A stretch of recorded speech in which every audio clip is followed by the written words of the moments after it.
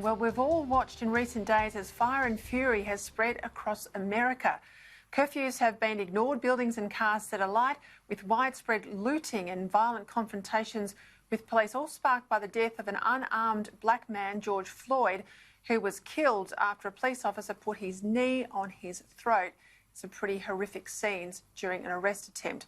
Big cities, small towns, right across the United States. The White House, the source and the site of such anguish, now treated as a target as America burns.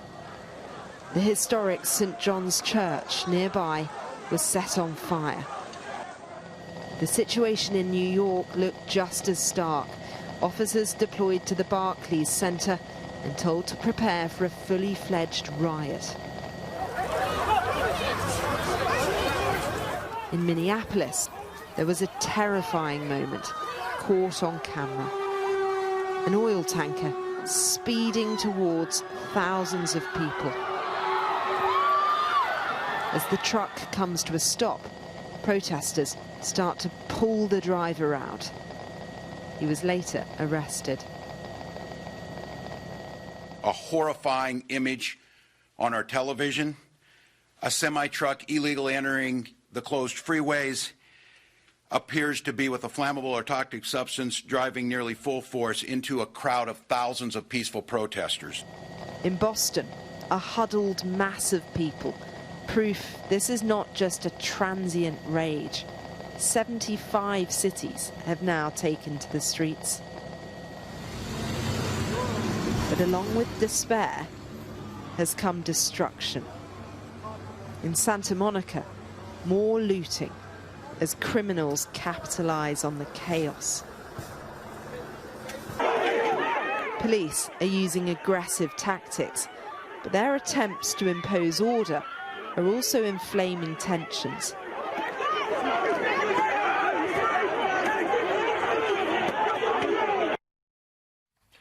This is not the first time the country's deep divisions over race have ignited anger. The civil rights movement of the 50s and 60s was a struggle for African Americans to gain equal rights under the law.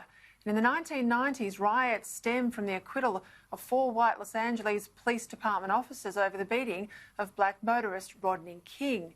And now, of course, in 2020, protesters on the streets of America saying they want to see charges laid against all 4 police officers involved in the death of Mr. Floyd. Joining me now to discuss where this all might lead and its impact, of course, on the upcoming presidential election is longtime analyst of US politics, the Executive Director of the Centre for Independent Studies, Mr. Tom Switzer from Sydney. I tell you what, Tom, 6 nights, almost 7 nights, these protests, they don't seem to be abating. Now, I've just outlined, you know their history better than I do. America has been here before. So how does it get things under control? Because this is an election year. Things are febrile anyway. Well, I think you're right. I mean, this is the worst violence we've experienced in American cities since probably the mid to late 1960s. Is a string of what was called long, hot summers. The racial resentments attributed to various things such as the Vietnam War, the assassination of Martin Luther King, and as you mentioned, we had similar riots in the early 1990s in Los Angeles, South Central Los Angeles, and occasionally other cities have been ablaze in response to terrible incidents of police brutality, but I think by far this is the worst we've seen since the mid to late 1960s. I think clearly what's happening here is that the law, we're witnessing the failure of public authorities in these cities to fulfil their basic responsibility to protect citizens and property. And I think the protests by and large have generally been peaceful, but somehow they've morphed into this wanton destruction and looting and firebombing that everyone acknowledges, any sane person acknowledges, is completely unacceptable and unjustified, no matter what the provocation. How it ends, Peter, it's not altogether clear. Remember, this is first day of summer, it's early June, and if Fulton, Missouri is a case study, this was a case when riots took place after an unarmed teenager was killed that took several months before it calmed down. And what makes this situation worse than previous riots is that we've got the coronavirus crisis, and that will create a lot of economic and social dislocation. And unfortunately now the main victims in America will be the poor and minority neighbourhoods. They're the ones that are going to go up in flames if this continues for the next 3 months. So you've got all of these things, you're right, you've got the mortality impact of poor neighbourhoods out of this corona crisis, predominantly Hispanic and African American. You've got obviously all the employment trouble and the unemployment, the very high levels of unemployment in those communities anyway, exacerbated by this crisis. You've got a presidential campaign. You've got Biden on one hand, President Trump on the other. They polarise even their own constituencies. All of this coming at a time. And again, it's like the Watts Compton riots of the 60s. It comes in over that summer period too, and kids are not in school and all the other things that make it a tinderbox. That term's being used. The President, I want to know, what's your assessment on how he has been going in dealing with this? We know there's been that war with Twitter and Antifa. He calls them a radical left anarchist organisation. He wants to list them as a terrorist organisation. How much of these protests and the way in which they've morphed and have been highly organised? I've looked on social media and there's, a checklist of things people to do, turn off your phone so you can't be tracked by military software, etc.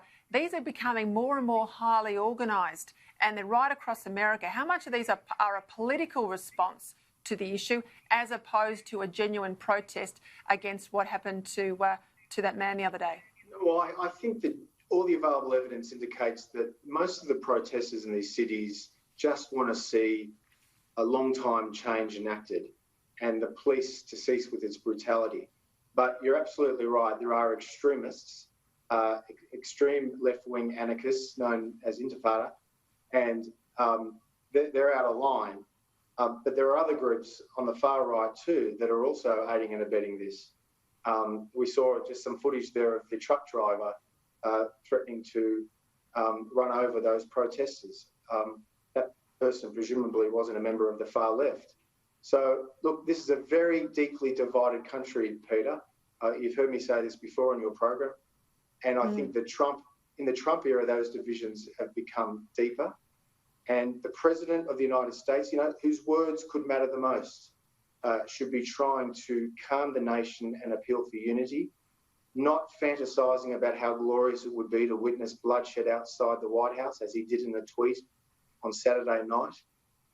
You see, Trump, restraint's not in his DNA. He seems incapable of acknowledging the taproots of the fury of many black Americans who see white men in uniform threaten their lives. Now, there are, I think it should be said, broad cross-section of the police force who are decent, hard-working people who don't discriminate. But, in the last few years, and this happened before Trump, there's been all these videotapes of some horrific violence committed by policemen, mainly white, against black men. And that's why this whole drama has been unleashed. And the great fear now is it will get worse before it gets better.